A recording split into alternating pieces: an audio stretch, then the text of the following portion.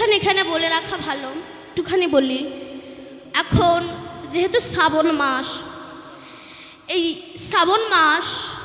শ্রাবণ মাসে অনেকে সবুজ কাঁচের চুড়ি পরে। কেন? যারা এই সবুজ কাঁচের চুড়ি পরে তারা ভাবেন যে কাঁচের চুড়ি পরলে মনে হয় মহাদেবের কৃপা পাওয়া যাবে।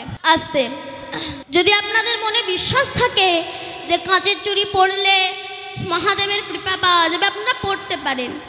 কিন্তু এই কাঁচের চুড়ি পরা কোনো কিন্তু শাস্ত্রে লেখা নেই যে কাঁচের চুড়ি পরলে মহাদেবের কৃপা পাওয়া যাবে। আবার অনেকে ভাবে যে মেহেন্দি পরলে মা দুর্গার কৃপা পাওয়া যায়, এটাও কিন্তু কোনো শাস্ত্রে লেখা নেই। কিন্তু যদি আপনাদের বিশ্বাস থাকে যে মেহেন্দি পরলে মা দুর্গার কৃপা পাওয়া যাবে, কিংবা সবুজ কাঁচের চুড়ি পরলে মহাদেবের কৃপা পাওয়া যাবে, যদি আপনাদের বিশ্বাস থাকে আপনারা পড়তে পারেন, কিন্তু এটা শাস্ত্রে কোথাও লেখা নেই। তবে যারা কাঁচের চুড়ি পরে তারা কি ভুল করে? না, ভুল করে না।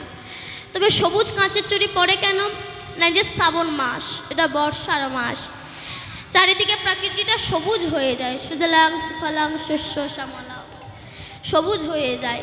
তো অনেক মায়েদের মনে হয় শুধু সবুজ চুড়ি নয়, এই মাসে আবার মায়েরা সবুজ শাড়িও পরে, সবুজ জিনিস পছন্দ করে পরতে। তা চারিদিক প্রকৃতি সবুজ হয়ে যায়, তাই মায়েদের মনে একটা ধারণা যেমন আমরা প্রকৃতিকে সম্মান দিই, তেমনি সবুজ চুড়ি পরলে আমরা বাবা ভোলানাথকেও ঠিক ততটাই সম্মান দিতে পারবো। অতএব যদি আপনাদের বিশ্বাস থাকে তবে পড়তে পারেন। তবে আমার কথা শুনে কিংবা কারোর মুখে শুনে যদি আপনি চুড়ি পরেন, আপনার কিন্তু কোনো কাজে আসবেন। আপনাকে জানতে হবে, জেনে শুনে তবেই পড়তে হবে। আর যদি বিশ্বাস থাকে তাহলে আপনারা পড়তে পারেন, কারণ বিশ্বাসে মিলাই বস্তু তর্কে বহুদূর। আপনারা পড়তে পারেন। বিষ্ণুপ্রিয়া দেখিয়েছেন যদি হরিভজন করতে হয় তাহলে শিশু বয়স থেকেই করো। আর বিষ্ণুপ্রিয়ার যে স্বামী ভক্তি, আর আজকাল তো সবাই স্বামীর নাম ধরে ডাকে, এই তাপস, এমনভাবে ডাকে যেন আমার ঠাকুমা আমারে ডাকছে। কিন্তু বিষ্ণুপ্রিয়া দেখিয়েছে স্বামী ভক্তিটা কাকে বলা হয়। আসবে এ পৃথিবীতে যখন আমরা জন্মগ্রহণ করি, আসতে যখন কারোর ছেলে হয় তখন সে প্রথম কি হয়? খোকা হয় কিংবা কারোর ছেলে। এবার সেই খোকা ধীরে ধীরে নার্সারি, এলকেজি, ইউকেজি, 1, 2, 3, 4 কত ডিগ্রি চেঞ্জ করলো, বড় হলো, চাকরি পেল, যে বড় হলো ডিগ্রি চেঞ্জ। কিছুদিন পরে যেই না বাবা ছেলের মাথায় টোপর পরিয়ে দিল, ছেলে বিয়ে করতে গেল, হয়ে গেল বড় ডিগ্রি চেঞ্জ। দেখবেন বিয়ের সময় মেয়েরা কাঁদে না? কাঁদে তো? কেঁদেছিলেন? কেঁদেছেন? এখন অবশ্য কাঁদে না। আপনারা কাঁদেননি? কেমন করে কাঁদে? ও যাই হোক, একটা কাঁদে, আপনারা জানেন, আমি তো আর জানি না। তা কাঁদে, দেখবেন বউ অত কাঁদা সত্ত্বেও বর কিন্তু মোটে কাঁদে না, ও হাসেও না, কাঁদে না। আর বউটা মাঝে মাঝে বরের দিকে তাকায়, বলে মরণ দশা। বাড়িতে এসেছে, যেই না ভালোবাসার হাতটা একটু গায়ে দিতে গেছে, সরে যাও, অসভ্য কথাকার। কেন? আমি যে বিয়ের সময় অত করে কাঁদলাম, কই তুমি তো একটু কাঁদলে না? বর তখন বলছে এই কারণে তোমার দুঃখ। বলে শোনো, আমি সেই দিন কাঁদিনি, জানো কেন? তুমি তো বিয়ে করে বাপের বাড়ি থেকে আসার সময় জীবনে একবার কেঁদেছো, আর তোমারে বিয়ে করে আমার জনম জনম কাঁদতে হবে, ওই কারণে আমি কাঁদি। সত্যি তাই। এখানে যত বাবারা বসে আছেন বলুন তো, বিয়ে করে শান্তিতে আছেন? আছেন? কেউ বলে না, কারণ পাশে যন্ত্রগুলো বসে আছে, তো এক্ষুনি যদি বলে কুরুক্ষেত্রের যুদ্ধ শুরু হয়ে যাবে। তোমরা বাবা যতই বাইরে ফ্যাশন করে ঘুরে বেড়াও না কেন, বাইরে ফ্যাশন, ভেতরে শ্মশান জ্বলছে। আসতে এইবার বিয়ে করে বউ বাড়িতে আনলো, হয়ে গেল বর ডিগ্রি চেঞ্জ। কিছুদিন পরে তার যখন একটা ছেলে হলো, হয়ে গেল বাবা ডিগ্রি চেঞ্জ। কিছুদিন পরে সেই ছেলে বড় হয়ে তাকে যখন বিয়ে দিল, হয়ে গেল শ্বশুর। কিছুদিন পরে জয়নিতাই তার যখন একটা নাতি হলো, সাউন্ডটা চেপে গেল কেন? জয়নিতাই রাধে রাধে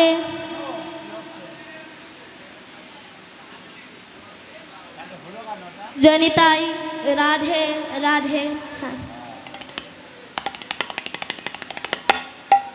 কিছুদিন পরে তার যখন একটা নাতি হলো, হয়ে গেল দাদু। লাস্ট স্টপিস। ছেলে আর বাবা বলে ডাকে না, বাবার কাছে যায় না। আর যদিও চুল কাটা ভুরু ছাটা ছিটিয়াল বউ ঘরে ঢোকে, সে বউ গিয়ে বলে, বাবা তুমি তো কদিন পরে মরে যাবা, তার নতুন বিছানা কাপড় পায়খানা করে নোংরা করে দিচ্ছ, তো তোমার কটা দিন গোয়াল ঘরে রাখি, যেন তুমি রাগ করিও না। হেসো না, রেডি হও। এবার গোয়াল ঘরে রেখে দিল। যে ছেলের সঙ্গে দিনে 100 বার না দেখলে আমার দিন যেত না, সেই ছেলের সঙ্গে দিনে আর একবার দেখা হয় না। যে ছেলেকে খাবার কিনে না দিলে আমার মনে শান্তি হতো না, সেই ছেলে আর বাবা বলে না। যে ছেলে আগে বাবাকে দেখলে বাবা বাবা বাবা বাবা বলে ছুটে আসতো, সেই ছেলের বাবা বলে ডাকে না, মাঝে মাঝে বুড়ো বলে ডাকেন। সেদিন বোঝা যায় শেষের দিনে আমার দীনবন্ধু বিনে আপন জন আর কেউ হতে পারে না। ব্যাস, গোয়াল ঘরে রেখে দিয়েছে। তাই সংসার, এরা তোমাকে কেউ কিছু দেবে না। কেন? তুমি কষ্ট করে আয় উপার্জন করেছো, ঘর তৈরি করেছো, বাড়ি তৈরি করেছো, কিন্তু সেই বাড়িতে তোমার জায়গা হয়নি। কেন? তোমার দেহে যখন শক্তি ছিল, পয়সা ইনকাম করেছো, কিন্তু সে 1 পয়সা গোবিন্দের সেবায় লাগাওনি। বাড়ি গাড়ি তৈরি করেছো, নিজের পুত্র কন্যাকে সবাইকে মানুষ করেছো, পালিত করেছো, কিন্তু 1 পয়সা আমার গোবিন্দ সেবায় দাওনি। তাই শেষের দিনে তোমাকে এত কষ্ট পেতে হচ্ছে। জানে এই সংসারের বাবা মায়েরা কতটা খেজুর গাছের মতো। খেজুর গাছ সারাটা জীবন আমাদেরকে রস দিয়ে যায়, কিন্তু বলুন তো আমরা কি খেজুর গাছকে কোনো কিছু দিই না? কে একটু জল দেয় না? একটু ঘাস নেড়িয়ে দেয় না? কে একটু সার দেয় না? কিন্তু সারাটা জীবন খেজুর গাছ আমাদের রস দিয়ে যাচ্ছে, আর প্রতিদানে পাচ্ছে কেবল দায়ের কাটো। সংসারের বাবা মায়েরাও সারাটা জীবন সংসারের জন্য দিয়ে যাচ্ছে। এটা আমার ছেলে খাবে, এটা আমার মেয়ে খাবে, এটা আমার নাতি নাতনি খাবে। কেন? অত রসের মধ্যে কি 2-1 ফোঁটা রস আমার কৃষ্ণচরণে দেওয়া যেত না? বুঝি তাহলে বুঝি এত কষ্ট দুঃখ যন্ত্রণা সহ্য তোমাকে করতে হতো না। কেন? যার জন্য তোমার স্বামী ইনকাম করে এনে দিচ্ছে, সেই ইনকামের টাকায় একটা রাশিয়ান কুত্তা পরে বাড়ির বউ নাইটি পরে রাস্তায় ঘুরে বেড়ায়, আর সবাই দেখে দেখে বেড়ায়, দেখো আমি কুত্তারাম, আমি কুত্তা। সত্যি তাই। অতএব এখানে যে বৃদ্ধ বাবার মায়েরা বসে আছেন, একটু কথাগুলো মন দিয়ে শুনবে। নিমাই যখন চলে গিয়েছে, বিষ্ণুপ্রিয়া রাতের অন্ধকারে বিছানায় হাত বুলিয়ে দেখছে গোবিন্দের মানে মহাপ্রভুর গলার হার পড়ে আছে, চরণের নুপুর পড়ে আছে, সব কিছু পড়ে আছে। বিষ্ণুপ্রিয়া বুঝে নিয়েছিলেন আমার প্রভু আমায় ছেড়ে চলে গিয়েছে। মহাপ্রভু যখন সন্ন্যাস ধর্মে চলে গিয়েছিল, মহাপ্রভুর বয়স তখন 24 বছর। আর 24 বছর বয়সে সন্ন্যাস ধর্ম নিয়ে আরও 24 বছর মহাপ্রভু ছিলেন। 48 বছর বয়সে গিয়ে মহাপ্রভু জগন্নাথ মন্দিরে বিলীন হয়ে গিয়েছিল। আর প্রভু যখন চলে গিয়েছিল, বিষ্ণুপ্রিয়ার বয়স ছিল মাত্র 14 বছর। তো এই 14 বছরের নবপরিণীতা স্ত্রী, ছোট্ট একটা বাচ্চা মেয়ে, কিভাবে 24টা বছর কাটিয়েছিল চলুন একটু শুনে। বিষ্ণুপ্রিয়া বলেছিল, যদি হরিভজন করতে চাও শিশুকালে করো, বুড়ো বয়সে হরিভজন হবে না। তাই নিমাই যখন চলে গিয়েছে, প্রতিদিন বিষ্ণুপ্রিয়া সকালবেলা ভোরের বেলা উঠে সূর্য ওঠার 1 ঘন্টা 36 মিনিট আগে ব্রহ্ম মুহূর্তে উঠে প্রতিদিন সুরধ্বনি গঙ্গার জলে স্নান করে সিক্ত বসনে বসে বসে কিছু আতপ ধান নিয়ে নখ দিয়ে ধানটাকে ছাড়িয়ে চাল বার করে নামে সংখ্যা হিসাবে ডান দিকে রেখে একটা করে ধান নিত। আর ছাড়া তো হরে কৃষ্ণ কৃষ্ণ কৃষ্ণ হরে হরে, হরে রাম রাম রাম হরে হরে, একটা করে ধান ছাড়াতো আর ডান পাশে নামের সংখ্যা হিসাবে চালগুলোকে রেখে দিত। এইভাবে সকাল থেকে সন্ধে অবধি যে কটা চাল হতো সেই চালে রান্না করে ওই একবার প্রসাদ পেয়ে বিষ্ণুপ্রিয়া 24খানা বছর জীবন ধারণ করেছিল। বিশ্বের ইতিহাসে বিষ্ণুপ্রিয়ার মতো স্বামী ভক্তি কোথাও দেখা যায় না। গোবিন্দ চলে গিয়েছে তাই কাঁদছে। 24টা বছর এইভাবে বিষ্ণুপ্রিয়া জীবন ধারণ করে রেখেছিল। শুধু বিষ্ণুপ্রিয়া নয়, গোবিন্দ চলে গিয়েছে বলে নদিয়াবাসী সবাই কাঁদছে, হরিদাস কাঁদছে, অদ্বৈত আচার্য কাঁদছে, সবাই কাঁদছে, প্রভু তুমি একবার ফিরে এসো। তাই মাগো, তাকে ডাকতে ভুলে গিয়েছি। আজ বিদেশি তারা হরিভজন করলো, কিন্তু আমার ভাগ্যে হলো না। তাই হরিভজন যদি করতে চাও শিশুকালে করো। কেমন? আস্তে আস্তে আস্তে একটুখানি বলি। শিশুকাল ছাড়া হরিভজন হয় না। যেমন নরহরিদাস আর মুকুন্দ কবিরাজ, এরা 2 ভাই ছিল। যখন মহাপ্রভুর কাছে এরা দুজনা সন্ন্যাস ধর্ম নিতে গেল, সেই সময় মহাপ্রভু বড় ভাই মুকুন্দ কবিরাজকে বলেছিল, মুকুন্দ সরকারকে, যে মুকুন্দ তুমি বংশের যেহেতু বড়, তুমি গৃহে ফিরে যাও। কেন? তোমরা 2 ভাই যদি আমার কাছ থেকে সন্ন্যাস ধর্ম নাও, তবে কলির মানুষ আমার কাছে আসতে ভয় পাবে। কেন না? সন্ন্যাস ধর্ম না নিলে বুঝি মহাপ্রভুর কৃপা পাওয়া যায় না। তাই তুমি গৃহে ফিরে যাও। তবে তোমার প্রতি আমার কিছু দায়িত্ব বা কর্তব্য আছে। কি? তুমি গৃহে ফিরে যাও, গিয়ে গোপীনাথের সেবা পূজা অর্চনা করো। আর যেহেতু চিকিৎসা বিদ্যাই তোমাদের বিদ্যা, তাই যাদের অর্থ দেওয়ার সামর্থ্য আছে তাদের কাছ থেকে নামমাত্র অর্থ নিয়ে চিকিৎসা করবে, আর যাদের অর্থ দেওয়ার সামর্থ্য নেই তাদেরকে বিনা অর্থে চিকিৎসা করবে। এগুলো করো, করলে অচিরেই তুমি আমার কৃপা পেয়ে যাবে। বড় ভাই মুকুন্দ সরকার ফিরে এলেন, গোপীনাথের সেবা পূজা করে। একদিন গোপীনাথের সেবা পূজা করতে করতে মুকুন্দ কবিরাজকে একটা কাজে গ্রামের বাইরে যেতে হবে। তা গোপীনাথের দায়িত্ব নেবে কে? তাই মুকুন্দ কবিরাজের ছোট্ট ছেলে, নাম তার রঘুনন্দন। সেই রঘুনন্দনকে গোপীনাথের দায়িত্ব দিয়ে চলে গেলেন, আর বলে গেলেন কি না, ফিরে এসে মধ্যাহ্নে প্রসাদ পাবে। আহা, ছোট্ট রঘু মায়ের কাছ থেকে নাড়ু থালাটা নিয়ে গিয়ে গোপীনাথের সামনে দাঁড়িয়ে বলছে, গোপীনাথ, আজ বাবা একটা বিশেষ কাজে গ্রামের বাইরে গিয়েছে।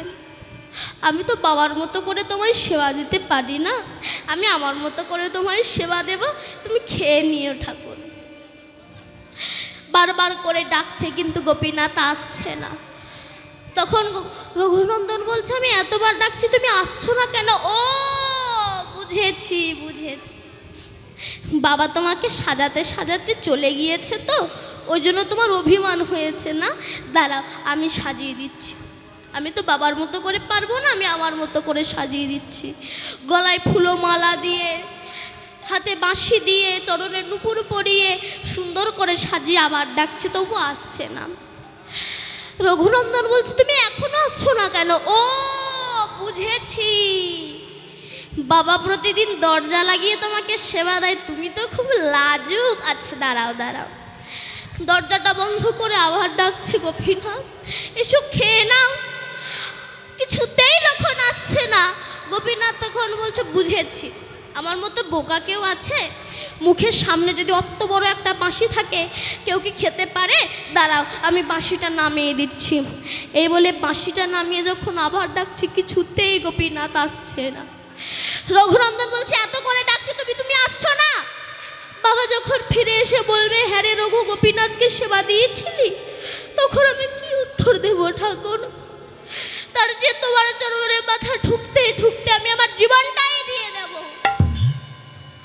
এই বলে গোপীনাথের চরণে মাথা ঠুকতে ঠুকতে ঠুকতে ঠুকতে রুধি ঝরতে লাগলো, নয়ন ফেটে অশ্রু ঝরতে লাগলো। গোপীনাথ মনে মনে ভাবছে, আমার সামনে যদি এই ছেলেটার কোনো কিছু হয়ে যায়, জগতে কেউ তো আমায় বলবে না, হে কৃষ্ণ করুণা সিন্ধু দীন বন্ধু জগৎপতে গোপেশ গোপিকা কান্ত রাধা কান্ত নমস্তুতে। তাই সেই কোষ্ঠী পাথরের বিগ্রহ থেকে গোপীনাথ হাত বার করে বলছে, রঘুনন্দন দে নাড়ু দে। এসেছো ঠাকুর, এই নাও খাও। এক এক করে সব নাড়ু গোপীনাথকে খাইয়ে দিল। শেষে যে একটা নাড়ু ছিল, সেটা গোপীনাথ নিজে হাতে রঘুকে খাইয়ে দিয়েছে। রঘুনন্দন যেই খালি থালা নিয়ে বাইরে এলো, রঘুনন্দনের মা জিজ্ঞাসা করছে, হ্যাঁ রে রঘু, নাড়ু কোথায়? বলে, সব নাড়ু তো গোপীনাথ খেয়ে নিয়েছে। গোপীনাথ খেয়ে নিয়েছে? তোর বাবা প্রতিদিন সেবা দেয়, গোপীনাথ খাই না, আর আজ তোর হাতে খেয়েছে? মন্দিরের মধ্যে প্রবেশ করে একা একা সব নাড়ুগুলো খেয়ে নিয়ে আর গোপীনাথের নামে দোষ দিচ্ছিস? আসুক আজকে তোর বাবা। যেই না মুকুন্দ কবিরাজ ফিরে এলেন, যেই না মা নাড়ু নালি জানালো, মুকুন্দ কবিরাজ রঘুনন্দনকে ডেকে বলল, রঘু,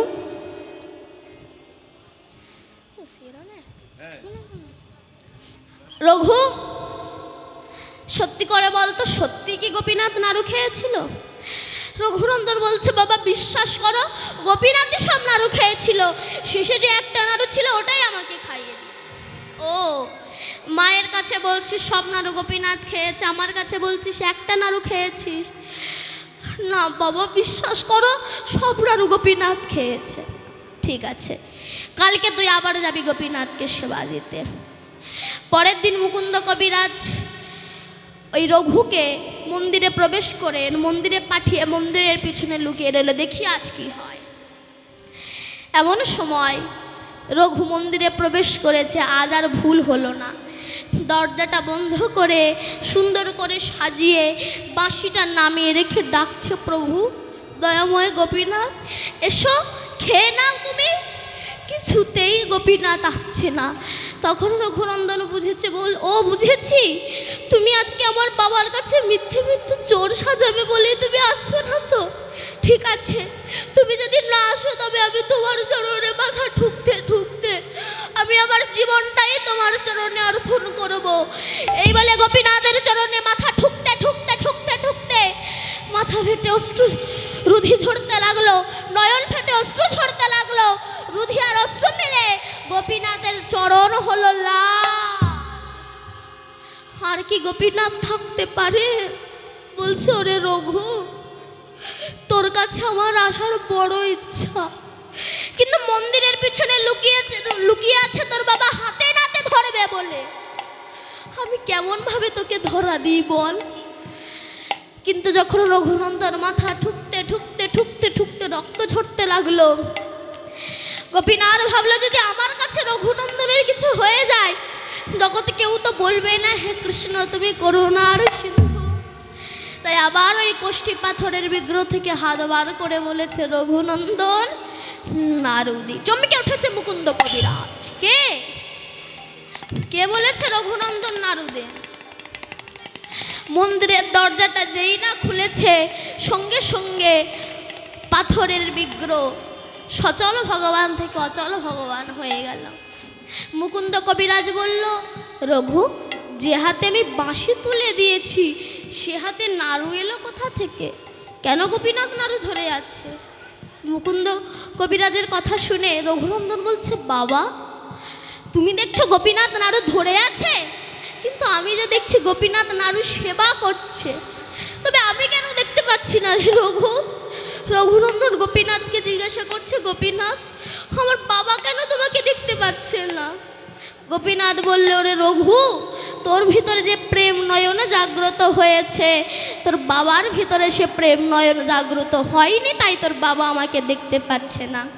তুই তোর বাবাকে স্পর্শ কর, ভক্তের স্পর্শে, তোর স্পর্শে তোর বাবাও আমাকে দেখতে পাবে। যে না রঘুনন্দন বাবাকে স্পর্শ করলো, সঙ্গে সঙ্গে মুকুন্দ কবিরাজ মূর্ছিত হয়ে গেলেন। যখন জ্ঞান ফিরল, মুকুন্দ কবিরাজ বলেছিল, প্রভু যে হাতে আমি বাঁশি তুলে দিয়েছি সে হাতে তুমি নাড়ু ধরেছ, বলে এই বাঁশি আমি কোথায় রাখবো? তখন গোপীনাথ বলেছিল, যদি কোনো ভক্ত একবার আমাকে প্রাণ দিয়ে ডাকে, যদি রঘুনন্দনের মতো প্রকৃত হৃদয়ে বিশ্বাস নিয়ে একবার যদি আমাকে ডাকে, আমি ভক্তের ডাকে তাকে রক্ষা করতে যুগে যুগে অবতীর্ণ হই। যদি একবার কৃষ্ণ বলে কাঁদে। তাই যখন সবাই একত্রিত হয়েছি, সবাই একটু কৃষ্ণ বলবো। একবার কৃষ্ণ বলে দুটি বাহু তুলে, হাতগুলো কই, নাচরে মন হরি বলে, একবার কৃষ্ণ বলে বাহু তুলে, নাচ রে মন হরি বলে। একবার কৃষ্ণ বলে বাহু তুলে, নাচরে মন হরি বলে। একবার কৃষ্ণ বলে বাহু তুলে, নাচরে মন হরি বলে। এ নামে নেই কোনো ক্লান্তি, এ নামে আছে চির শান্তি। ও এ নামে নেই কোনো ক্লান্তি, ও এ নামে আছে চির শান্তি। বদন ভরে সবাই মিলে, ও বদন ভরে সবাই মিলে, বদন ভরে সবাই মিলে, ও বদন ভরে সবাই মিলে। বাহনা কৃষ্ণের নাম। রাধে কৃষ্ণ বলে বাহু তুলে, নাচরে মন হরি বলে। একবার কৃষ্ণ বলে বাহু তুলে, নাচরে মন হরি বলে। একবার কৃষ্ণ বলে বাহু তুলে, নাচরে মন হরি বলে। দূরে যাবে ত্রিতাপ জ্বালা, তোমরা জপ নামের মালা। ও দূরে যাবে ত্রিতাপ জ্বালা, তোমরা জপ নামের মালা। দূরে যাবে ত্রিতাপ জ্বালা, জ্বালা তোমরা জপ নামের মালা। ও দূরে যাবে ত্রিতাপ জ্বালা, তোমরা জপ নামের মালা। বদন ভরে সবাই মিলে, ও বদন ভরে সবাই মিলে, বদন ভরে সবাই মিলে, ও বদন ভরে সবাই মিলে। বাহনা কৃষ্ণ নাম। রাধে কৃষ্ণ বলে বাহু তুলে, নাচরে মন হরি বলে। একবার কৃষ্ণ বলে বাহু তুলে, নাচরে মন হরি বলে। একবার কৃষ্ণ বলে বাহু তুলে, নাচরে মন হরি বলে। একবার কৃষ্ণ বলে বাহু তুলে, নাচরে মন হরি বলে। একবার কৃষ্ণ বলে বাহু তুলে, নাচরে মন হরি বলে। আসতে তাই যখন মহাপ্রভু চলে গিয়েছেন, সবাই কাঁদছে। আর কে কাঁদছেন? হরিদাস দুয়াখি মুদিয়া। আরে হরিদাস দুয়াকে মুদিয়া। হরিদাস কাঁদছেন, মহাপ্রভু চলে গিয়েছেন। তাই এই হরিদাস মুসলমানের ছেলে, মুসলমানের ছেলে নয়, পালিত হয়েছেন মুসলমানের ঘরে, তাই জবর হরিদাস বলা হয়। এই লবণ হরিদাসকে মহাপ্রভু কোল দিয়েছিল বলে ব্রাহ্মণেরা মহাপ্রভুর বাড়ি গিয়ে বলেছিল, হে নিমাই, তোমাকে আমরা জাতিচ্যুত করলাম। কেন না, যে মুসলমানের ছেলে হরিদাস সে তোমার পাশে বসে খায়, তুমি জানো না এতে যাদের অমঙ্গল হয়, তাই তোমাকে আমরা জাতিচ্যুত করলাম। তা নিমাই বলল, বলুন তাহলে কি করলে আমার মরা জাত বেঁচে উঠতে পারে, আপনারা বলুন। তখন ব্রাহ্মণেরা বলছে, নিমাই শোনো, আমাদের 100 ব্রাহ্মণের ভুড়ি ভোজ দিতে হবে, মানে খেতে দিতে হবে। খেতে দিলে তবেই জাতিচ্যুত থেকে তুমি আবার মুক্তি পাবে, তোমার মরা জাত বেঁচে উঠবে। তা নিমাই বলল, আচ্ছা ঠিক আছে তাই দেব। কালকে কখন খাবেন না? কালকে মধ্যাহ্নে খাবো। আর একজন ব্রাহ্মণ বলছে, নিমাই আমাদের ভোজন দক্ষিণা দিতে হবে। তা কি? একটা করে স্বর্ণ গ্লাস আর একটা করে স্বর্ণ থালা দিতে হবে। নিমাই বলল, তাই দেব। দেবে না কিন্তু জাত মেরে দেবে। আপনারা আসুন। পরের দিন ব্রাহ্মণেরা সবাই এসেছেন। কেন না, সোনার থালা পাবো, সোনার গ্লাস পাবো। বাড়ি এসেছে মহাপ্রভু, বাড়ি এসে বলছে, নিমাই দাও তেল দাও, স্নান করে আসি। মহাপ্রভু তেল দিয়েছে। তখন মহাপ্রভু মনে মনে ভাবছে, দেখি আজ ব্রাহ্মণের স্নানটা করে কোথায়। মহাপ্রভু সুরধনীকে বললেন, হে সুরধনী, গঙ্গার জল তুমি শুকিয়ে যাও, দেখি ওরা কোথায় চান করে। ব্যাস, সুরধনী গঙ্গার জল শুকিয়ে গিয়েছে। একজন হঠাৎ এসে বলে, হে ব্রাহ্মণগণ, করুণ অবধান, স্নান করবেন কোথায়? বলে কেন? সুরধনী গঙ্গাইতে। বলে সুরধনী গঙ্গাইতে জল নাই। জল নাই? এতটুকু নাই? বলে না, এতটুকু নাই না। তাহলে স্নানটা করবে কোথায়? ব্রাহ্মণেরা ভাবছে যদি স্নান না করি থালা গ্লাস পাবো না। তো মহাপ্রভু বলছে, এক জায়গায় জল আছে। কোথায়? না, হবিবুল্লাহ চাষির পাত কুয়ায় জল আছে। বলে তো আরো জাত মারা কর। তা কি করবে? না, ব্রাহ্মণেরা বলল, একটা উপায় খুঁজে পেয়েছি, ঘটির মুখে দড়ি বেঁধে সিধা সিধি ফেলে দিতে হবে। যদি পাশে বাড়ি লাগে তাহলে আমাদের ব্রাহ্মণদেরও জাত চলে যাবে। তাই সোজাসুজি ফেলে দিলেন। স্নান করে আসলেন, সব কিছু রেডি। মহাপ্রভু সব কিছু দিয়েছে, কিন্তু আগুন দেয়নি। ব্রাহ্মণেরা তখন বলল, নিমাই তোমরা কি উপহাস করছো? প্রচন্ড খিদে পেয়েছে দুপুরবেলায়, আর আগুন জোগাড় করনি? নিমাই তখন করজোর করে বলছে, ব্রাহ্মণগণ করুণ অবধান, শুনেছি নাকি ব্রাহ্মণের মুখে আগুন জ্বলে। তা সেই ব্রাহ্মণকে ডেকে এনে যদি আগুনের ব্যবস্থা করি তাহলে বৈষ্ণবদের অপমান, ব্রাহ্মণদের অপমান করা হবে। সেই কারণে আমি আগুনের ব্যবহার করিনি, আগুন জোগাড় করিনি। ব্রাহ্মণেরা তখন বলছে, নিমাই সে আগে জ্বলতে এখন জ্বলে না। নিমাই বলল জ্বলে। ব্রাহ্মণরা বলল জ্বলে না। নিমাই বলল জ্বলে। ব্রাহ্মণ বলল, ঠিক আছে তুমি ডাকো, দেখি কার মুখে আগুন জ্বলে, সে এসে রান্না করে দেবে, আমরা খাবো দলে দলে, দেখি কার মুখে আগুন জ্বলে। যেই না বলেছে অমনি মহাপ্রভু ডাক দিয়েছে জবন হরিদাসকে, হে জবন হরিদাস, তুমি এসো আমার পাশ, তোমাকে সবাই করে অবিশ্বাস, তুমি দেখাও সবাইকে ব্রাহ্মণের মুখে আগুন না জ্বললেও কৃষ্ণ ভক্তের মুখে আগুন জ্বলে। হরি বল, হরি বল। যেই বলেছে অমনি হরিদাস এসে একটা শুকনো কাষ্ঠ তুলে নিয়ে হাগৌর গৌর বলতে বলতে যেই না ফুৎকার দিল, দেখতে দেখতে সঙ্গে সঙ্গে ব্রহ্মাগ্নি জ্বলিয়ায় উঠিল। এই হরিদাস কাঁদছে, হরিদাস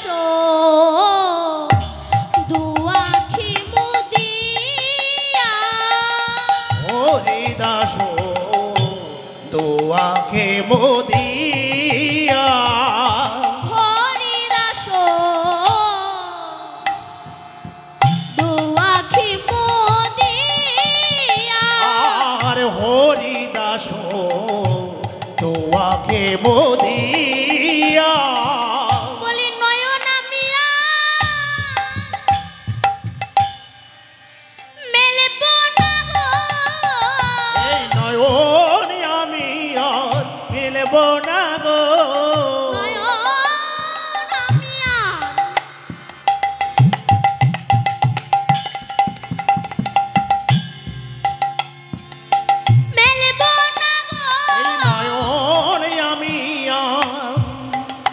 মেলবো না গো নয়নে মেলে কি দেখিব এই নয়ন আমি আর মেলবো না গো নয়ন মেলে কি দেখিব এই নয়ন আমি আর নয়ন মেলে কি দেখিব বলি গৌর শূন্য এই নদিয়া নয়ন মেলে কি দেখিব গৌর শূন্য এই নদিয়া এই নয়ন মিলে কি দেখিব ওই গৌর শূন্য এই নদিয়ায় হরি হরি হরি বলে গৌর শূন্য এই নদিয়ায় নয়ন আমি আর মিলব না গো তাই ডাক যদি সঠিক হয় গোবিন্দ ছোট বড় বিচার করে না ডাকার মতো ডাক যদি হয় তো ভগবানকে যদি পেতে চাও আগে ছোট হও নত হও ছোট না হলে নত না হলে ক্ষত না হলে গোবিন্দের কৃপা পাওয়া যায় না আগে নত হতে হবে কেন যদি পেতে চাও কিছু আগে হও নিচু একটুখানি ঘটনাটা বলি আগামীকাল কুরুক্ষেত্রের মাঠে যুদ্ধ আর আজ শতপুত্রের জননী গান্ধারী সবেমাত্র তুলসী তলায় প্রদীপটা জ্বালিয়ে যেই না গৃহের ভিতরে প্রবেশ করতে যাবে এমন সময় যুধিষ্ঠির এসে দাঁড়িয়েছেন তুলসী তলায় ডাক দিয়েছে বড় মা ও বড় মা বড় মা বলছে কে বাবা আমায় বড় মা বলে ডাকছিস বড় মা আমি যুধিষ্ঠির যুধিষ্ঠির গান্ধার একটু ব্যঙ্গ করে বলল ও যুধিষ্ঠির আমি মনে করলাম অন্য কেউ হবে তা বাবা কল্লপ্রাথে যুদ্ধ আর আজকে তুই এখানে এসেছিস কেন যুধিষ্ঠির বলছি বড় মা বলছি তোকে আর বলতে হবে না আমি বুঝে গিয়েছি তুই কেন এসেছিস কেন তোরা জেনে গিয়েছিস তাই সবাই কাঁদছে মহাপ্রভু চলে গিয়েছে আর কে কাঁদছে সীতানাথ কাঁদে ফুলি ফুলি আর সীতানাথ কাঁধে ফুলে ফুলি আর সীতানাথ কাঁদে ফুলি ফুলি আর সীতানাথ কাঁধে ফুলে ফুলি আর নাগরী বর্ণ কাঁদে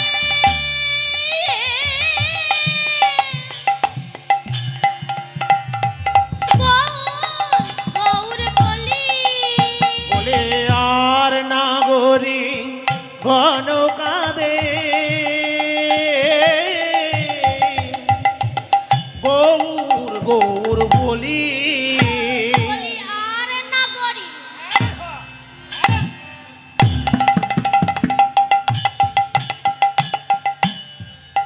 গণ কাঁদে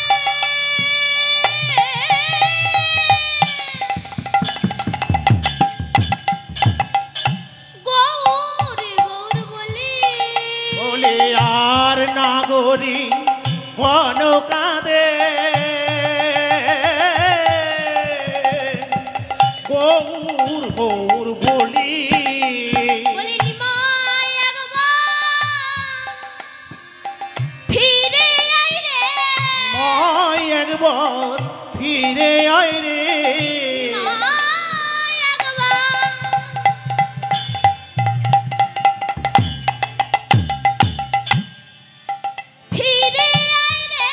নিমাই একবার ফিরে আই রে মায় একবার ফিরে আয় রে ওরে নিমাই একবার ফিরে আয় রে ওরে নিমাই একবার ফিরে আয় রে ওরে নিমাই একবার ফিরে আয় রে ওরে নিমাই একবার ফিরে আয় রে নিমাই একবার ফিরে আয় রে হরি হরি হরি বলে নিমাই নিমাই নিমাই বলে নিমাই একবার ফিরে আয় রে সবাই কাঁদছে দেখে আস্তে আস্তে আস্তে সবাই কাছে নদিয়াবাসী, তাই সবার ডাকে মহাপ্রভু আমার একদিনের তরে অদ্বৈতের ঘরে প্রভু আমার এসেছে।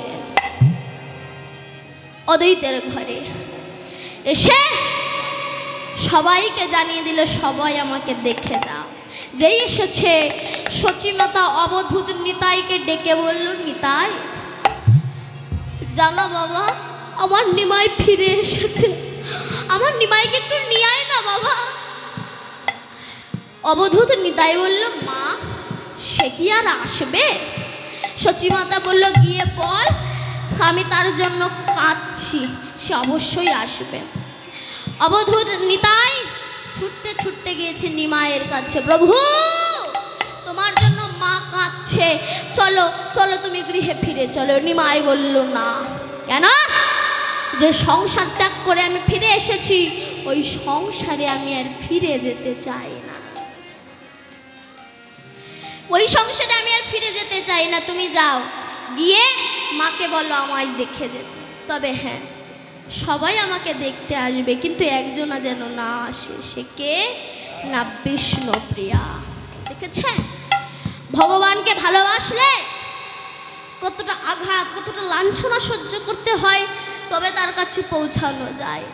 এই মাগো, তোমাদের কাছে আমার নিবেদন, সকাল সকাল হরিভজন করো, কারণ এই দেহ তৈরিখানা সময় থাকতে থাকতে যদি পার না হয়ে যায়, একবার যদি বেঁধে যায় আর কিন্তু পার করতে পারবে না।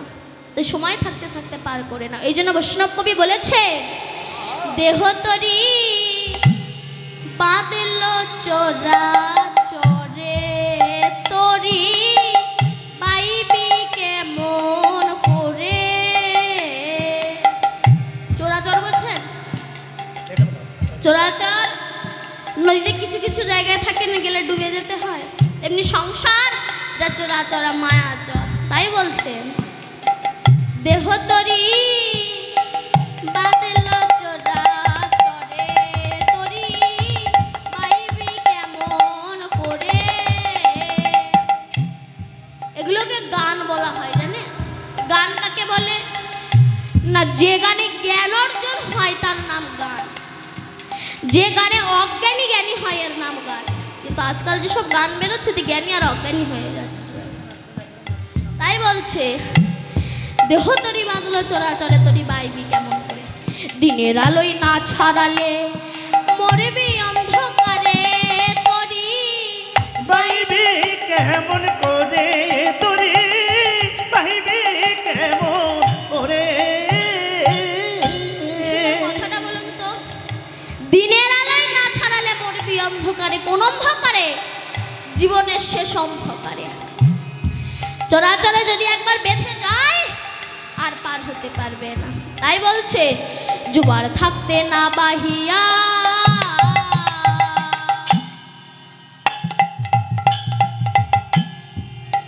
কাল কাটালি ঘুমাইয়া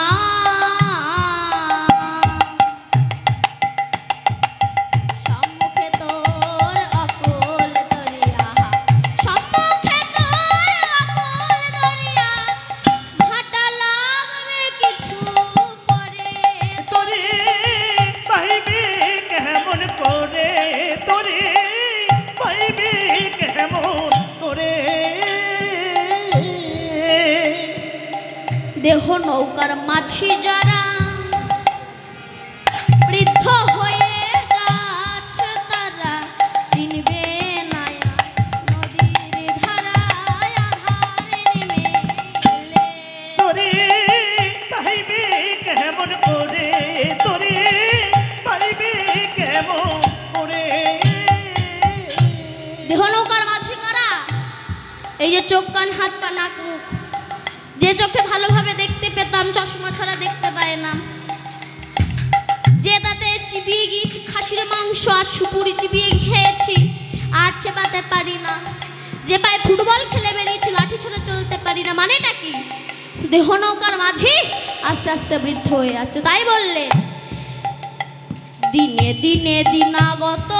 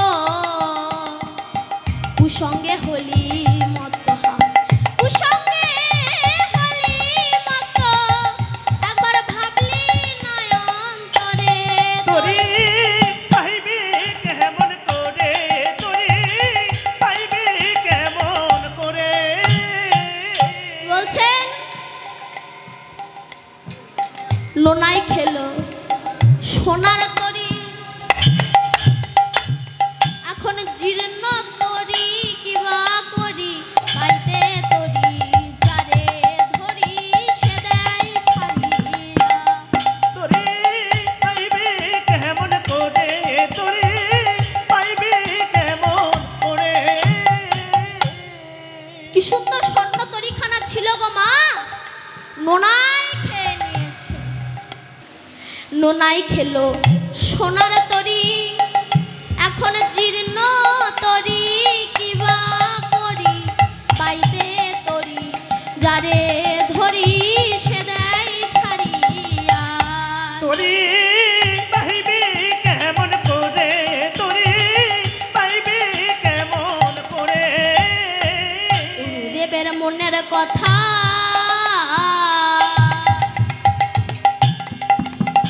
আমার, গুরুদেবের মনের কথা না বুঝিলাম বিশ্বপিতা, মানব জনম গেল, মানব জনম গেল বৃথা, সদাই আছি ঘরে। তরি পাইবি কেমন করে, তরি পাইবি কেমন করে, তরি পাইবি কেমন করে। তাই ভগবানকে ভালোবাসলে অনেক কষ্ট দুঃখ লাঞ্ছনা সহ্য করতে হবে। তাই নিমাই ছুটতে ছুটতে গিয়েছে শচী মায়ের কাছে, গিয়ে বলছে মা, নিমাই বলেছে সে আসবে না, তোমাকে যেতে হবে, সবাইকে যেতে বলেছে। যেই বলেছে শচী মাতা অমনি বলছে নিমাই আসতে, শচী মাতা অমনি বলছে বিষ্ণুপ্রিয়া বৌমা গুছিয়ে নাও, কেন নিমাই আমাদের যেতে বলেছে। সঙ্গে সঙ্গে অবধূত নিতাই বলল মা, নিমাই সবাইকে যেতে বলেছে, কিন্তু শুধু যেতে বারণ করেছে বিষ্ণুপ্রিয়াকে। কেন? যে আমাকে ভালোবাসে তার মাথায় আমি বোঝা তুলে দিই, সেই বোঝা মাথায় নিয়ে কেউ যদি সোজা হয়ে আমার চরম প্রান্ত পর্যন্ত আসতে পারে, তাকে আর আমার কাছে আসা লাগে না, আমি নিজে ছুটে তার কাছে যাই। ডাক যদি সঠিক হয়, ভক্তের বোঝা ভগবানে বয়, ভক্তের বোঝা ভগবানে বয় যদি ডাক সঠিক হয়। ভক্তের জন্য ভগবান কি না করতে পারে। ভক্তের জন্য ভগবান মাথায় করে ইট বয়ে নিয়ে গিয়েছিল, ভক্তের জন্য ভগবান ভিক্ষা করেছিল, করেনি গোবিন্দ ঘোষের জন্যে। ভক্তের জন্য ভগবান বিষ খেয়েছিল, খেয়েছিল তো। প্রহ্লাদের নাড়ুতে যখন বিষ মাখিয়ে দিয়েছিল, সেই বিষ প্রভু খায়নি, বিষ খেয়েছিল।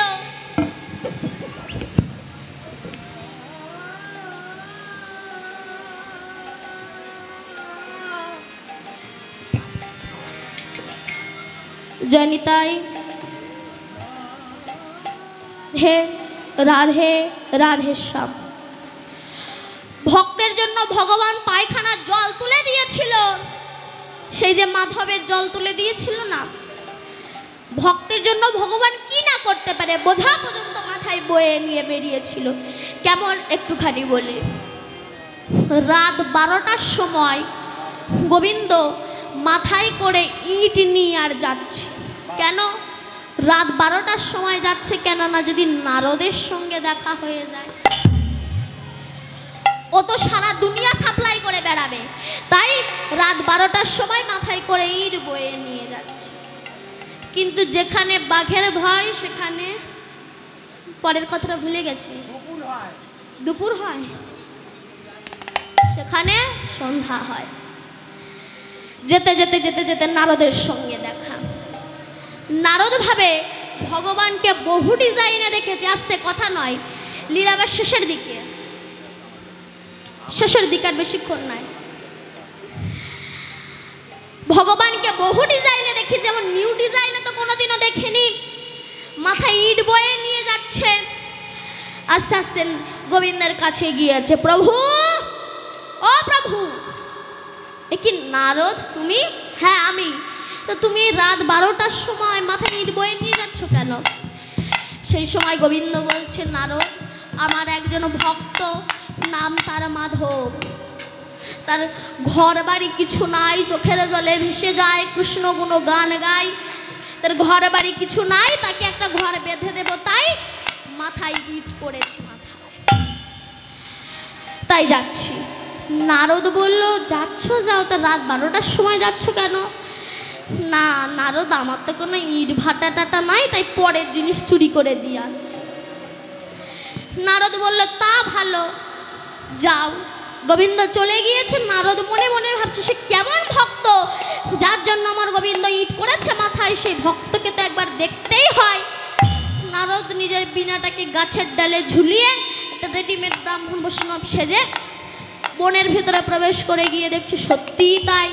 একজনা কৃষ্ণ গুণ গান গায়, চোখের জলে ভেসে যায়, ঘর বাড়ি কিছু নাই, 3খানা দায়ে বালি দেয়। নারদ ভাবে নিশ্চয়ই পশু হত্যা করে খায়, তার জন্য আমার প্রভু কেন ইট করেছে মাথায়, তা তো একবার আমাকে দেখতেই হয়। আস্তে আস্তে কাছে গিয়েছে, গিয়ে বলছো, গো মাধব, তুমি দায়ে বালি দিচ্ছ কেন? মাধব বলছে, আমার 3 জনের ওপর রাগ আছে, তাদের যদি একবার দেখতে পাই না তাদের মাথা রেখে দেব। তো নারদ ভাবল, তার মধ্যে যদি আমি পড়ে যাই, বাবা পরিচয় দিয়ে লাভ নেই। তা সেই 3 জনা কে কে? না প্রথম জনা হচ্ছে হিরণ্যকশিপুরের ছেলে প্রহল্লাদ। বলে, কেন প্রহল্লাদ আবার কি করেছে? ওই যে প্রহল্লাদ যখন ওর বাবা হিরণ্যকশিপুর পাহাড়ের ওপর থেকে ফেলে দিয়েছিল, সেই সময় আমার গোবিন্দ খেতে বসেছিল, আর যেই প্রহল্লাদকে ফেলে দিল অমনি প্রহল্লাদ হে ভগবান বলে ডেকে উঠেছে, হে ভগবান তুমি রক্ষা করো বলেছে, অমনি আমার গোবিন্দ খাওয়া ফেলে দিয়ে ভক্ত রক্ষা করতে ছুটে গিয়েছে। তো যে নিজে বাঁচার জন্য আমার ভগবানকে খেতে দেয় না, তারা দেখতে পেলে তার মাথা রেখে দেব না। আর কে? না ওই যে কৃষ্ণের সখা অর্জুন। অর্জুন সে কি করেছে? না কুরুক্ষেত্রের যুদ্ধে কৃষ্ণকে সামনে দিয়েছে আর নিজে ছিল পেছনে। ভীষ্মদেব যে কটা বাণ মেরেছে আমার গোবিন্দের গায়ে এসে লেগেছে। যদি আজ নিজের সামনে থেকে গোবিন্দকে পেছনে দিত, তাহলে সমস্ত 30 অর্জুনের গায়ে লাগতো, আমার গোবিন্দের কিছু হতো না। তাই যে নিজে আনন্দে থেকে আমার গোবিন্দকে থাকতে দেয় না আনন্দে, তারাও দেখতে পেলে তার মাথা রেখে দেব না। আর কে? না ওইটা হচ্ছে বেশি বদমাস, ওরে দেখতে পেলে 3 জায়গায় কাটবো। তা কে? না ওই যে বিষ্ণু ভক্ত নারদ। নারদ তখন মনে মনে ভাবছে, আমার দোষটা কি? পরিচয় দিয়ে লাভ নাই। বলছে, আচ্ছা নারদের দোষটা কি? না সর্বক্ষণ বেহালা বাজায়, ভগবানকে খেতে দেয় না, শুতে দেয় না, বসতে দেয় না, ঘুমোতে দেয় না, সারাক্ষণ বেহালা বাজায়। ওরাও দেখতে পেলে ওর মাথা আর রেখে দেব না। নারদ তখন ছুটতে ছুটতে গোবিন্দের কাছে এসে বলছো, গো প্রভু মাথাটা একটু নত করো, আমি আরো 2টা ইট তুলে দিই তোমার মাথায়। পৃথিবীতে বহু ভক্ত দেখেছি, কিন্তু এমন ভক্তের ভালোবাসা আমি কখনো দেখি। হরি বল, হরি বল। তাই বোঝা তুলে দেয়। তাই সবাই যখন চলে গেল, বিষ্ণুপ্রিয়া ঘরের দরজা বন্ধ করে একাকিনী চোখের জলে ভেসে কাঁদতে লাগলো। ভেসে কাঁদছে বিষ্ণুপ্রিয়া। তখন নদিয়ার সমস্ত নরনারী আস্তে আস্তে সমস্ত নরনারী নিমাইকে দেখতে যাচ্ছে, আর বিষ্ণুপ্রিয়াকে দেখে উপহাস করতে করতে যাচ্ছে। নদিয়া নরনারী বলল, রে বিষ্ণুপ্রিয়া, তোর মতো ভাগ্যহীনা বুঝি জগতে নাই। কেন? না নিমাই সবাইকে যেতে বলেছে, তোকে যেতে বারণ করেছে। বলতো তোর মতো ভাগ্যহীনা কি জগতে আছে? বিষ্ণুপ্রিয়া চোখের জল মুছে বলেছিল, বাজে কথা বলিস না। আমার মতো সৌভাগ্যবতী রমণী আর জগতে হয় না। কেন? না যে মানুষটাকে দেখার জন্যে হাজার হাজার মানুষ ছুটে যায়, সেই মানুষটা তো হাজার হাজার মানুষের নয়, সে তো আমার মানুষ। আমার মানুষকে দেখার জন্য হাজার হাজার মানুষ ছুটে যায়। বলতো আমার মতো সৌভাগ্যবতী রমণী কি আর জগতে আছে রে? হরি বল, হরি বল। ভালোবাসার বলিহারি যায়, যিনি আমাদেরকে এত কিছু দিয়েছেন, তাকে আমরা ক পয়সার মূল্য দিয়েছি বলুন তো? আচ্ছা একটুখানি বলি, এই যে বাইরের এই যে মন্দির, যে মন্দিরগুলো আমরা দেখি, এই মন্দিরটা কে তৈরি করেছে? রাজমিস্ত্রি, সাধারণ মানুষ রাজমিস্ত্রি মানে। আর এই দেহ মন্দিরটা কে তৈরি করেছে? আমার গোবিন্দ। তা বাইরের যে মন্দির, যে মন্দির সাধারণ মানুষ তৈরি করলো সেই মন্দিরে আমরা কি জ্বালি? ধূপ জ্বালি, দীপ জ্বালি, প্রদীপ জ্বালি। আর দেহ মন্দির যেটা আমার গোবিন্দ তৈরি করেছে এই মন্দিরে আমরা কি জ্বালি? কি জ্বালি? বিড়ি জ্বালি, সিগারেট জ্বালি। বাইরের যে মন্দির সাধারণ মানুষ তৈরি করলো সেই মন্দিরে তো প্রাণ প্রতিষ্ঠা করতে হয়, তারপরে তো পূজা। কিন্তু দেহ মন্দির যেটা আমার গোবিন্দ তৈরি করেছে এখানে কোনো প্রাণ প্রতিষ্ঠা করার দরকার হয় না, সর্বদা আমার গোবিন্দ তিনি হৃদয়ে জেগে বসে আছে। বাইরের যে মন্দির সাধারণ মানুষ তৈরি করেছে সেই মন্দিরে আমরা দুধ ঢালি, শুদ্ধ গঙ্গা জল ঢালি। আর দেহ মন্দির যেটা আমার গোবিন্দ তৈরি করেছে এই মন্দিরে আমরা কি ঢালি? মদ ঢালি। বাইরের যে মন্দির সাধারণ মানুষ তৈরি করেছে এই মন্দিরে কেউ মাছ মাংস তুললে অপরাধ হয়। দেহ মন্দির যেটা একাদশীর দিনেও তো মাংস ভাত দেন না।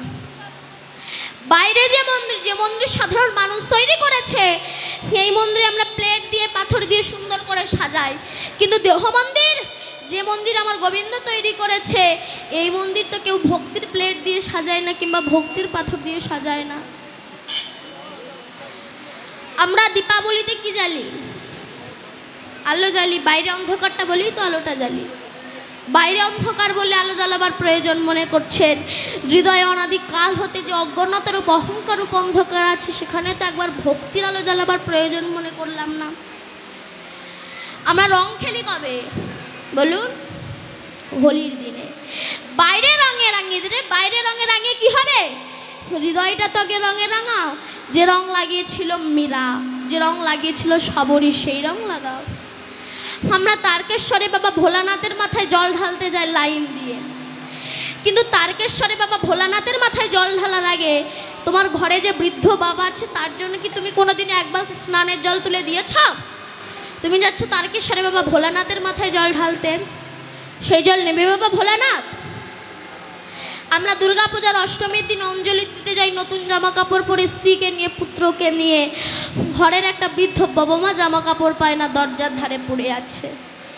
মা দুর্গা তাদেরকে বলতে চাইছো, রে মাটির দেবদেবী পুজিস রে, আগে তুই ঘরে দুটো দেবদেবীকে পূজা কর। জীবন্ত দেবদেবী পেল না, আমাকে তোরা কি দিবি? বাইরের মন্দির যেটা সাধারণ মানুষ তৈরি করেছে সেই মন্দিরে বসালাম রামকে, হৃদয় মন্দিরে বসালাম রাবণকে। তাই বিষ্ণুপ্রিয়া সবাই যখন চলে যাচ্ছে সবাই বলেছিল বিষ্ণুপ্রিয়াকে, বিষ্ণুপ্রিয়া তো স্বামী ভক্তির বলি হারিয়ে যায়, চ আমাদের সাথে। বিষ্ণুপ্রিয়া বলেছিল আমি যাব না। কেন? দেখা যদি করতে হয় সে আসবে আমার কাছে, আমি কেন যাব তার কাছে? তাই বিষ্ণুপ্রিয়া গেল না বলে সেই দিন রাত্রেবেলা নিমাই এসেছিল বিষ্ণুপ্রিয়ার কাছে। বিষ্ণুপ্রিয়ার কাছে এসেছিল নিমাই, এসে ডাক দিয়েছে, বিষ্ণুপ্রিয়া, বিষ্ণুপ্রিয়া। এবার লীলাটা শেষ করছি, শেষ করার আগে একটু মন দিয়ে শুনুন। বিষ্ণুপ্রিয়া বলে ডাক দিয়েছে, এ কি আমার প্রভুর কণ্ঠস্বর না? প্রভু ফিরে এসেছে। বিষ্ণুপ্রিয়া বাইরে এসে ঘোমটাটা আড়াল করে দাঁড়িয়ে আছে, মুখ দেখাচ্ছে না। এ কি বিষ্ণুপ্রিয়া, তুমি আমাকে তোমার মুখ দেখাবে না? না। কেন? তোমাকে লাঞ্ছনা দিয়েছি তাই না? তোমাকে যাতনা দিয়েছি তাই না? তোমাকে ব্যথা দিয়েছি তাই তুমি আমার মুখ দেখবে না? বিষ্ণুপ্রিয়া বলল, না প্রভু। কেন?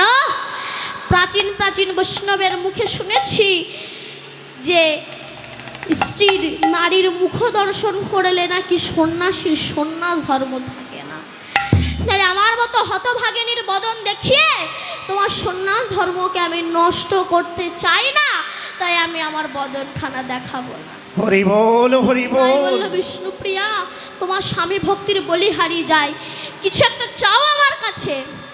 বিষ্ণুপ্রিয়া বলেছিল, স্বামী কি আর চাইবো? বিশ্বপতিকে যে পতিরূপে পেয়েছে তার কি আর কিছু চাওয়া পাওয়ার আছে? না কিছু একটা চাও। বিষ্ণুপ্রিয়া বলেছিল, প্রভু যদি দিতেই হয় তুমি যে খরমের উপরে দাঁড়িয়ে আছো ওই খরম দুজোড়া আমাকে দাও। কেন? তুমি সন্ন্যাস ধর্মে চলে যাওয়ার পরে যদি কোনোদিনও তোমায় দেখার ইচ্ছা হয় ওই খরম খারা বক্ষে লয়ে ডাকবো প্রভু দয়াল নাম ধরে, এসে দাঁড়িয়ে পাদুকার পরে আমি প্রাণ ভরে গোবিন্দের তোমার রূপ দর্শন করব। তাই নিমাই যখন পাদুকাখানা খুলে দিল, বিষ্ণুপ্রিয়া ওই পাদুকাখানা বক্ষে ধরেছে, বক্ষে ধরে মন্দিরে প্রবেশ করলো। তাই একটুখানি বলি, আস্তে আস্তে একটুখানি বলি, জানার এই শ্রাদ্ধ অনুষ্ঠানে এই যে হরিনাম যজ্ঞের আয়োজন করা হয়েছে, ওনার ছেলেরা দিচ্ছে তো, ওনার পুত্রই দিচ্ছে তো, এই যে হরিনাম যজ্ঞের আয়োজন করেছে। আজকাল জগতে বাবা মাকে ভাত দেয় না, কিন্তু সেই জায়গায় দাঁড়িয়ে এই যে কাকুরা যে বাবার শ্রাদ্ধ অনুষ্ঠানের হরিনাম যজ্ঞের আয়োজন করেছে, আশীর্বাদ করবেন যেন মনার আত্মার শান্তি কামনা করব এবং উনি যেন গোবিন্দের চরণে ঠাঁই পায় এবং বাড়ির সবাই যেন গোবিন্দের চরণ পায়, গোবিন্দের চরণে কৃষ্ণ ভক্তি লাভ করতে পারে। নিতাই গৌর হরি বল। তাই বিষ্ণুপ্রিয়া পাদুকাখানা বক্ষে জড়িয়ে ধরে মন্দিরে প্রবেশ করেছে। পাদুকালো লইয়া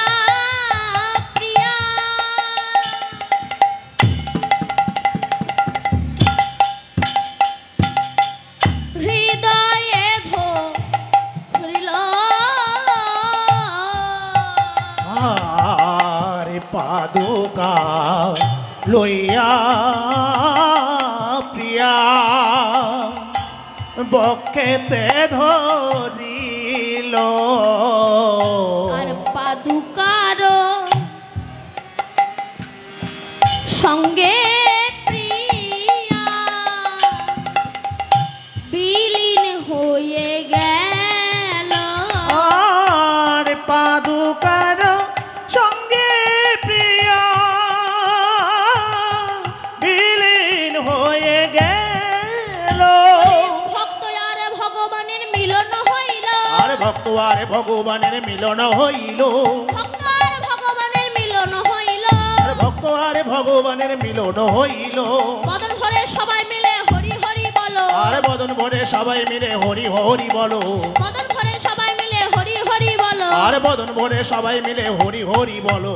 এইখানে রহিল আমার লীলার মাধুরী, আর এইখানে রহিল আমার লীলার মাধুরী, এইখানে রহিল আমার লীলার মাধুরী, আর এইখানে রহিল আমার লীলার মাধুরী। বদন ভরে সবাই মিলে বলো হরি হরি, আর বদন ভরে সবাই মিলে বলো হরি হরি, বদন ভরে সবাই মিলে বলো হরি হরি, আর বদন ভরে সবাই মিলে বলো হরি হরি। হরি বল হরি বল হরি বল হরি বল, হরি বল হরি বল হরি বল হরি হরি বল। নিতাই গৌর সীতানাথ প্রেমানন্দে হরি বল।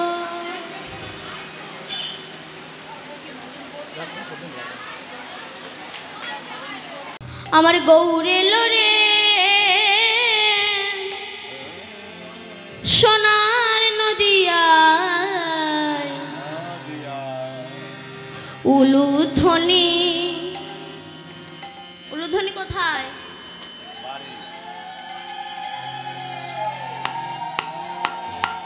হরির ধ্বনি,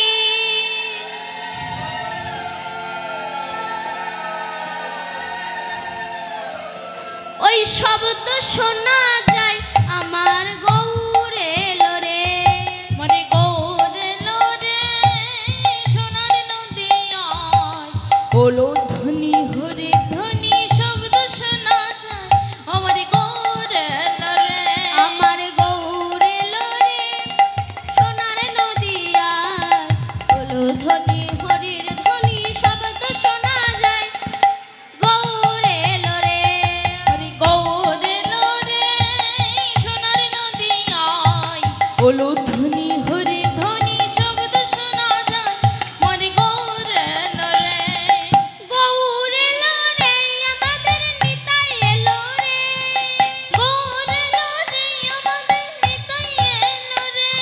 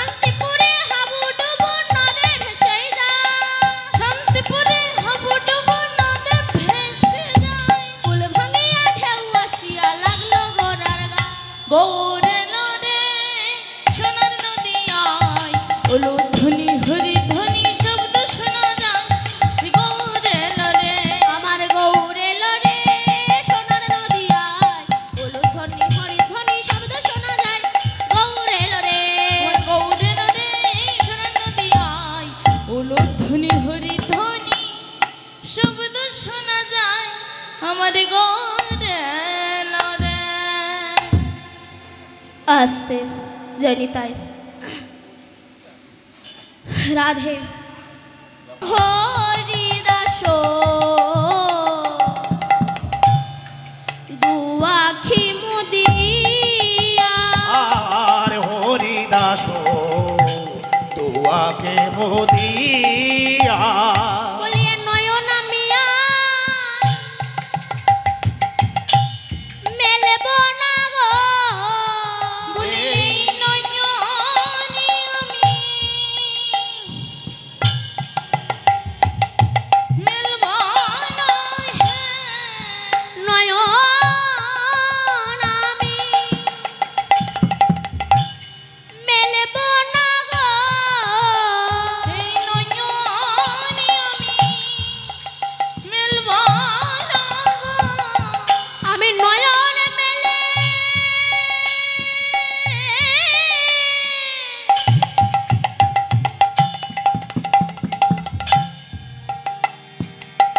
কি দেখিব নয়নি আমি মেলব না গো।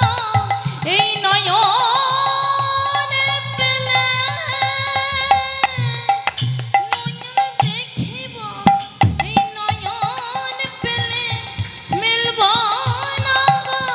নয়ন মেলে কি দেখিব নয়ন আমি আর মেলব না গো নয়ন পেলে নয়ন দেখিব, নয়ন আমি আর মিলব না গো বলি গৌর শূন্য এই নদিয়া নয়ন আমি আর মিলব না গো বলে আমার হরি হরি হরি বলে গৌর শূন্য এই নদিয়ায় হরি হরি হরি বলে গৌর শূন্য এই নদিয়ায় নয়ন আমি আর মিলব না রে হাইয়ে থা বিষ্ণু প্রিয়া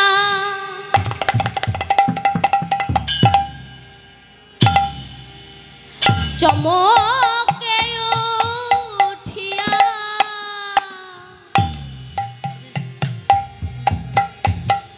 পালঙ্কে বুলালো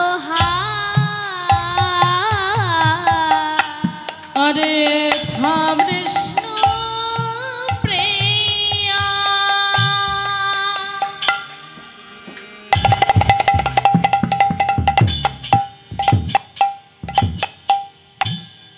চমকে ওঠে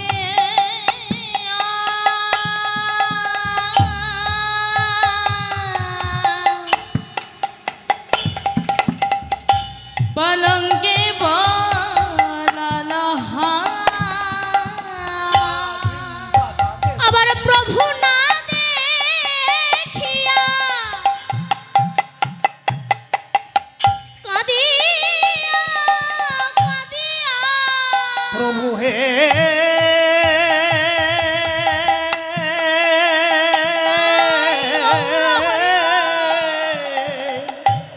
প্রভু